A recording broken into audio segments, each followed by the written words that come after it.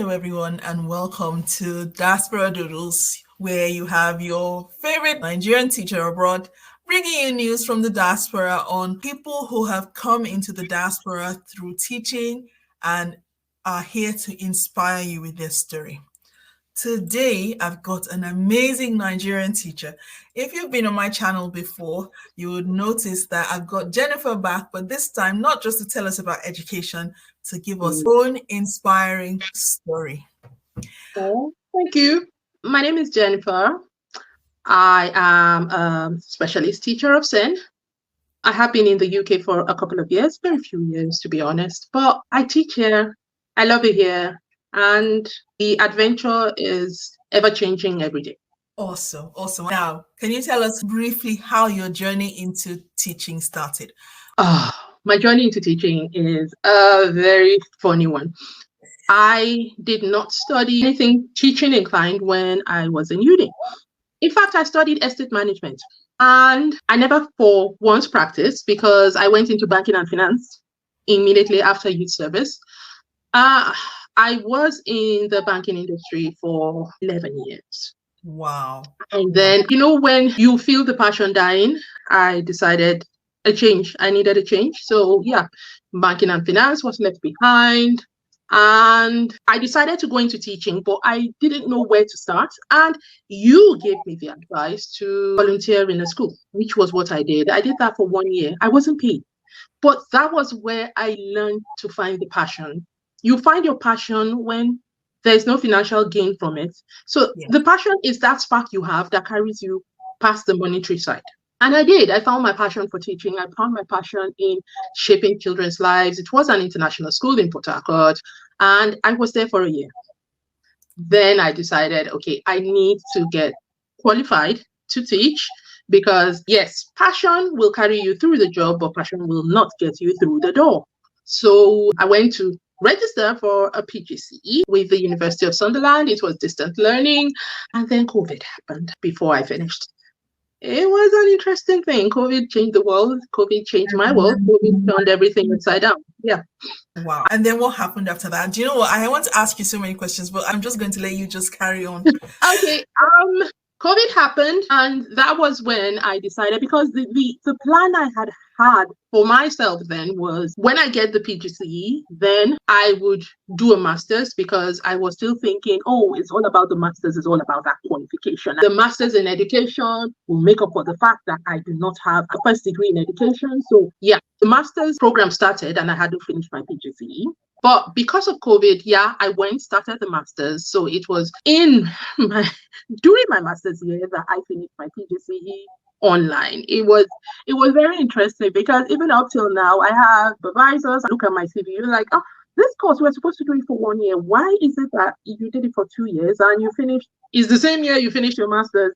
How? Explain. So yeah, I tell that story lots of times. I finished my PGCE, finished my master's, and so I started out as an LSA. I had the PGCE, I had the master's, but I needed the UK experience.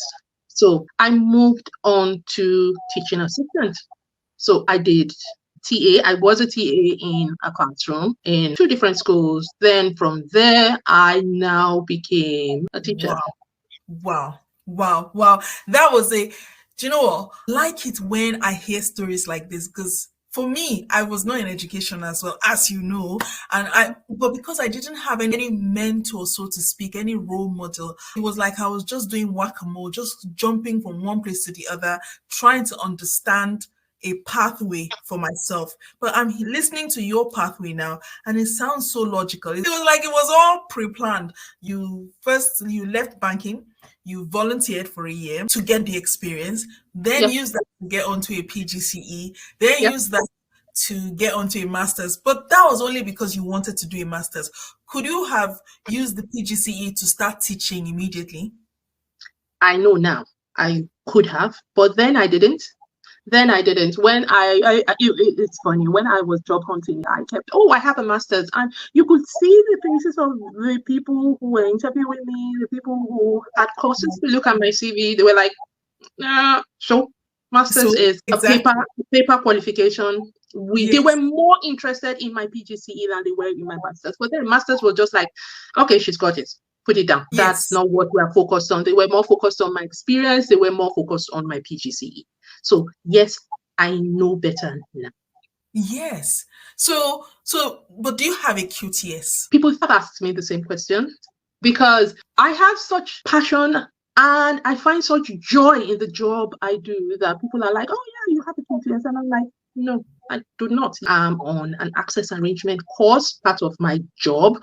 And when I finish that and I become a qualified assessor, then I will get onto the QTS. But I wasn't hired with the QTS. However, I have a window of time to get my QTS, and that is what I am on at the moment. Yes, please. But hold on. So you got a teaching job in the UK without a QTS? You're a Yeah. teacher? Yes, I am a Please teacher. tell my audience, because a lot of people think that, oh, QTS is the be all and end all. I mean, I talk to some people and you can tell from their attitude that they're not even willing to change. They're not willing to consider anything. They just feel, yes, It's all about the QTS is QTS. the thing. And once I have the QTS, that's it. All the doors will just fly open for me. Explain, please, because I need. I thought that way about the masters. Once upon a time, I thought that way about the masters. Like, oh, I need to have a masters before the doors open to me. However, you have to be in it to understand. Over here, it's not about your paper qualification as much as it is about the fact that you're willing to learn and most especially your experience. I was able to transfer skills from my job and I still use it up till today. Transferable skills are very, very important. Very. Passion is important, but most of all, experience counts. It really depends on how you sell yourself. You can be someone who works in a factory, but if you can identify the skills you have learned over there and show that, look, these skills are ingrained in me. So all you need to do is give me a chance to get the paper qualification and a chance to learn this new skill. I am bringing these other skills from the job and I will be all-rounded. So it's about advertisement, baby. Please, if you're listening to this video today, understand something. Wherever you are, we need more people who look like this in teaching. Yeah. Wow. Wow. So apart from your volunteering experience in Nigeria, do you have any teaching experience in Nigeria? I did some for my PGCE, and then the school where I was volunteering, you know, when they get comfortable with you, after a while, the teacher lets you do a little bit. So yeah, I did that, but it was mainly volunteering. It wasn't paid, and it was fine. I got that experience, and I was able to transfer the skills. Yeah. People have asked me in the past that they want to volunteer, because I released a video a while ago about volunteering and what volunteering gives you in your journey into teaching abroad. And they keep saying, oh, they want to volunteer, but they think that they have to leave Nigeria to volunteer before they can get jobs abroad. And that's why I'm happy that you're here today, because you didn't volunteer abroad. No, I didn't. Oh, by the time I got here, I needed the money. So yeah, exactly. When I was working here, I had to be paid. No, I volunteering experience from Nigeria that opened that door for you to get a job here. Yeah, it was surprising, I have to admit, because the first time I went to that school and I was like, hello, these are my skills and I want to come here as a volunteer. The woman looked at me almost like, she was a bit gruff the first time. She collected my CV and she was like, I will contact you. Next time I came in, bright smile, happy, merry, like, hello, I just wanted to find out. I dropped my CV here a couple of days ago. I haven't gotten a feedback. They looked at me again as if, are you sure you took your pills this morning, or we'll give you some time to go back and take your medicine and be sure of what you're saying? I went back a third time and the woman had to tell me, you know we're not going to pay you. And I said, yes, I know. I want this chance to volunteer. And when you are volunteering, you have to be as humble as they come. I started out, putting it politely, I actually started out, the only person junior to me in the school was the cleaner. And she used to instruct me sometimes, madam, we don't do this like that here. You have to be as humble as they come. I knew I was focused on what I wanted to gain. Yes. Experience I needed to learn. So yeah, it was even funny sometimes that my class teacher eventually would like, excuse me, this is not how it is done. This is not how it is done. Give me, correct me. And sometimes I would feel like she's talking to me like a child. And when we finish, she'll be like, madam, are you going to get to the junction? Can I follow you for lift? What can you say? You say, yeah, come in. Don't worry, I'll drop you. Even though she just gave you a good talking to. Yeah, I So, can imagine. Because volunteering is not normal in Nigeria. It's not no, something that people think of when people always think of getting paid for whatever job they do. Yeah. Unlike here, where volunteering is the big thing here, is a be all and end all. So you use the trick to volunteer in Nigeria and then transition here and tell them, people who believe in volunteering, that you volunteered over there They were and shocked. they They were were shocked. shocked. Doors They were opened shocked. immediately. Yeah? Yeah, because, yeah, like you said, volunteering is not something we're used to. And over here, they kind of, I would say, they understand volunteering more. But in Nigeria, they don't understand volunteering. Anybody that comes to volunteer has an ulterior motive. And for a while, because I had to take police statement there, because they weren't sure. They were like, oh, maybe she wants to come and kidnap it was a private school. Maybe she wants to come and kidnap some of our students. Maybe she has plans. Maybe, and you have to ride that wave. You have to ride. If you are volunteering in Nigeria, you have to ride that wave. Know what you are there for. It is possible. Sometimes you have to explain and be patient. It was an eye-opener, but that was what I had then. That was what I could use. I wasn't abroad. I didn't even know I could make it abroad at that point in time, but I knew, okay, this is the path I want to go on. Let me start here. So basically, it's a case of using what you have to get what you want. You can't give up and say, oh yeah, they don't understand, so I am going to give up my passion, I'm going to give up my dream. You might have to explain. I had to explain to almost every teacher in that school what I was doing, because each of them kept coming to look at me like I was some strange alien. Yes, volunteering in Nigeria. Wow. We are not paying you. You know, you could do 10,000 other things, right? But you come here, sit with the students, and you work with them, and you are always smiling. After a while, they got used to me. Yes, there will still be the teacher that will be like, hey, madam, take this one down. Student, don't talk to her, don't talk to her. If you have a question, talk to me, don't talk to her. And in my head, I'm like, I'm not, I have something in my head. I'm not dumb, but it was the cards I was dealt, and it was what I worked with. And it got me here. So yeah, it's all good. So why didn't you volunteer for just one month or 2 months? Why did you do a whole year? Because the school calendar evolves every year. What you are doing in first term is laying down the rules and expectations. You are assessing where the students have reached. They've had a long holiday. Some things would have slipped out. You're finding out where they are in terms of their learning to build up on. And then by second term, you are consolidating. That is when the teaching proper begins. That is when you are moving them from where they came to you from, and you are moving them to the next level, preparing them for the next level. Yes. And by third term, you are consolidating that third level and preparing them to move into the next class. I needed to see the whole cycle to understand what I was getting myself into. Right. So, yeah, while you could advise people with experience, just volunteer for a little bit and climb, ask for the next step, move on to the next step. For me, I needed to see the whole thing. Bear in mind, I did not have a first degree in education, so I wanted to see what the cycle was all about. Seeing it from inside the school as an insider is different from seeing it from a parent's point of view. Where I had my child at that point in time had gone through about 6 years of school.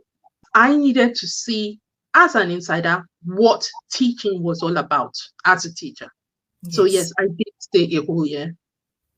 I'm blown away by this. I mean, I know the story. You and I, yes. You have my motivation. There were lots of times when I really wanted to give up, and I was like, I'm not sure this job is for me, but I have to admit here, you were the wind beneath my wings.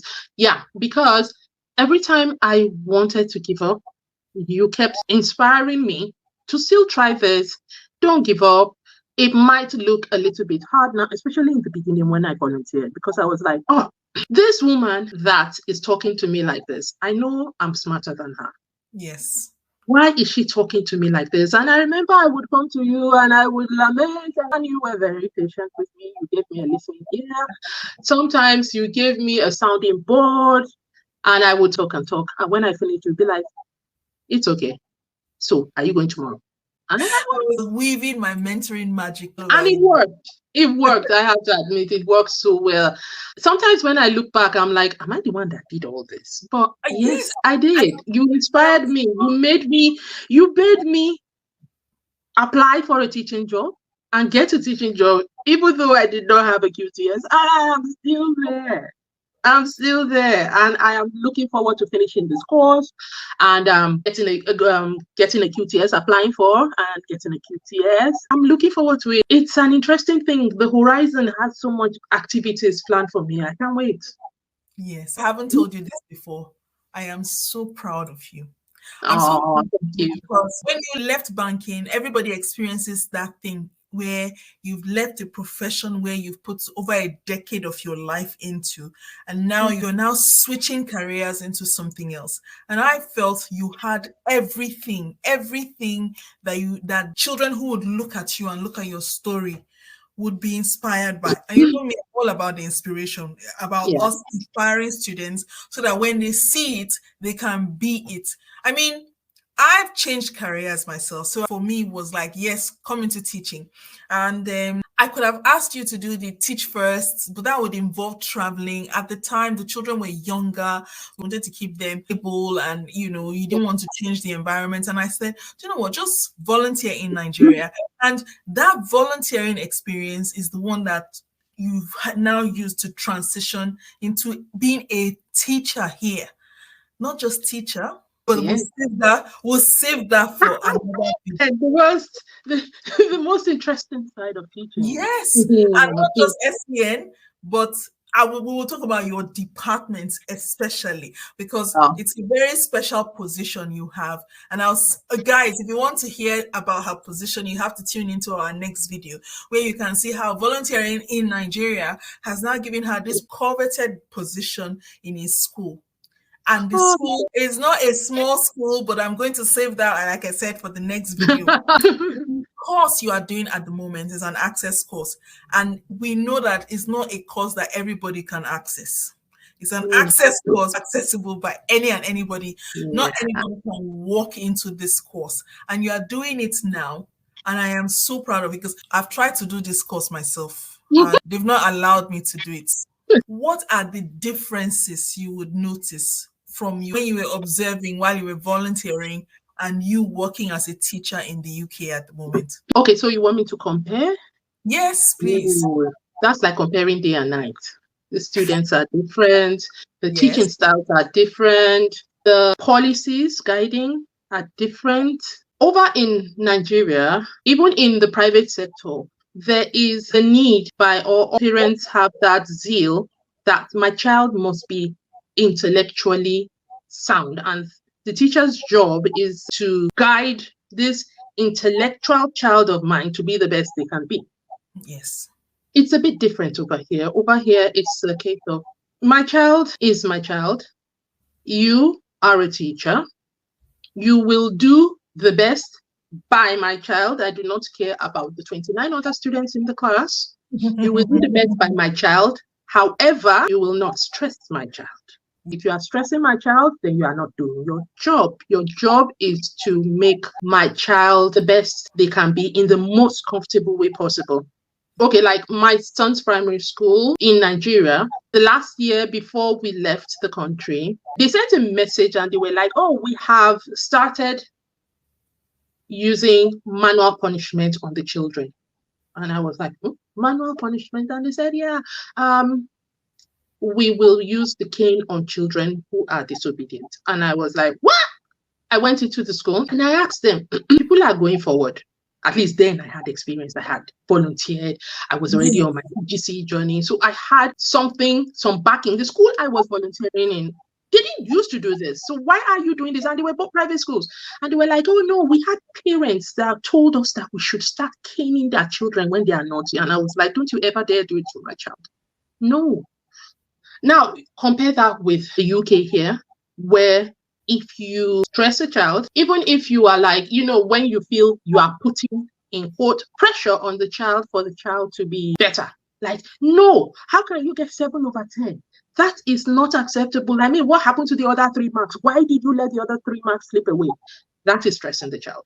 And you will have the parents come down on you like a ton of bricks for that. You are stressing the child. You are making the child panic. You are making the child uncomfortable. You are targeting the child, and all in line with that. So Wow. it's totally different. It's a different ballgame. And parents here know they're right. One interesting one I had to learn was that over here, the parents can ask for every correspondence in the school concerning their child. That includes mails from teachers to teachers. That includes their paper, everything, their paperwork. They can ask, you have the right to ask for your child's paperwork. So even if I am sending, hello, Tony has started his irrational behavior again. I am fed up with this book. You can't type that, because if the parent asks, that will be sent. Yes. That will be sent. You have no right as a teacher to do that. And well, I learned quickly, I had to learn quickly that the right of the person in your charge is paramount. It's paramount. In fact, you are secondary when it comes to that, the rights of the person in your charge. And that was one of the skills I transferred. That was where I learned how to use diplomacy, use humor, use sarcasm, and get them relaxed enough to feel it is their idea. And you do not force them to do it, but you try to make them feel it is they came up with the idea, and then they do it. Yes. Is it done? Yes. Do they feel like it was taken out of their control? No. So it's a win-win. Yeah. Wow, fantastic. I love the differences between both continents. What advice would you have for my viewers who are currently in their home countries, who want to come and work in the diaspora, but they don't know where to start? Probably they're changing careers. Maybe they're not even changing careers. Maybe they just need some sort of idea. I will give them the advice you gave me in the beginning. Start with what you have. Don't wait until I get the master's. I will wait until I get my QTS. I will wait until I get my PGC certificate. Start with what you have. Teaching is a very interesting profession. Parents teach children, adults teach young. You teach as an adult in Sunday school, you teach younger ones. Teaching is something we all go through every day, every moment. Sometimes we're not even aware of it. Yes. I'll give you an example. You get on the bus and you're sitting on the wrong seat. Maybe the seat meant for disabled people and you didn't know, and you just sat down because it was the only available seat. When people look at you funny, or maybe someone who rightfully supposed to sit there comes and looks at you, and everybody looks at you, nothing has been said, but a lesson has been learned. Yes. So teaching is something that is done every day, every moment of every day. So yeah, you start with what you have. Start with what you have. Teach. Be aware that you're teaching. Take the skills from one place into the other, and you'll be surprised by how fast you grow. Yeah. Awesome. I mean, I say the same thing all the time. Start with what you have. With what you have, build on it. To my audience and to everyone who's watching this, please take a leaf from Jennifer's book.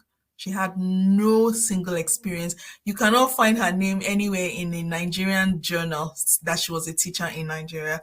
But her volunteering experience from Nigeria has led her on a journey that has now gotten her a job as a teacher in the UK. Another person without a QTS, but she's a teacher in the UK. She has gone to where she is needed. And if I could add something here, don't be scared of starting from the bottom. It's all good when you start from up and you fall down. Start from bottom and then you rise up, because the experiences you gain as an NSA and the experiences you gain as a TA will help with the experiences as a teacher. Yes, indeed. I'm so happy that I've been able to drag you to my channel today. And I love you from the bottom of my heart for your journey and the inspiration that you're giving my audience today. Thank you so very much. It was my pleasure. I will let you know when I finish the course, and I will be more present to do more interviews. Thank you. Thank you so much. Thank you for watching to this point. And I hope that you're inspired. I hope that you are going to go and look for any school near you and start volunteering now, or just come in and let's add to this 65 million teacher shortage. Not one, not two, not 1,000, not a million, 65 million, please. And we cannot leave the job to people to do for us. If there are boys and girls who look like this in the classroom, there should be people like this inside the classroom helping to inspire them and to mentor them, just as we continue to mentor ourselves. If we do not learn to write, the stories of the hunt will be told from another person's perspective. So come in and help us, and God bless you. Thank you so much, and we shall see you in the next episode. Bye.